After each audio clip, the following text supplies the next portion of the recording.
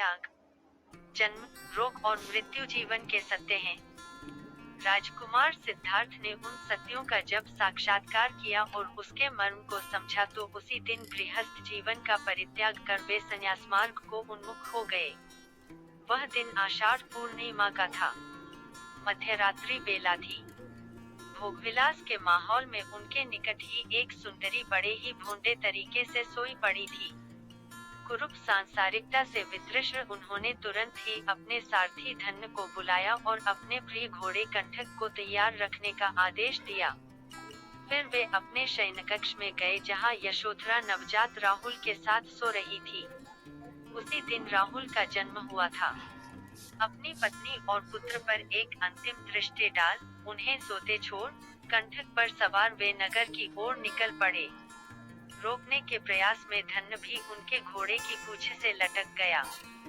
कहा जाता है कि देवों ने कंठक के पैरों के टाप और हिनहिनाहट के शोर को दबा दिया और उनके निष्क्रमण के लिए नगर द्वार खोल दिए थे।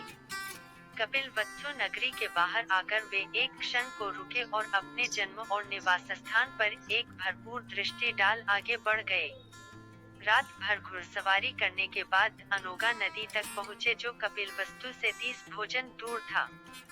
कंठक ने 8 उस्म चौड़ी नदी को एक ही छलांग में पार कर लिया। नदी की दूसरी तरफ उन्होंने अपने तमाम आभूषण उतार धन्य को दे अपने बाल और दाढ़ी अपनी तलवार से काट हवा में उछाल दिए।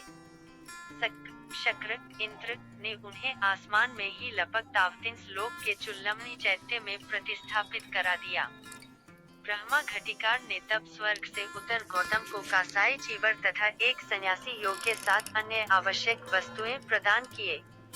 सन्यासी का रूप धारण कर गौतम ने कंठक और धन्य को वापस लौट जाने की आज्ञा दी, किंतु अपने स्वामी के वियोग को सहन नहीं करते हुए कंठक ने वहीं अपने प्राण त्याग दिए।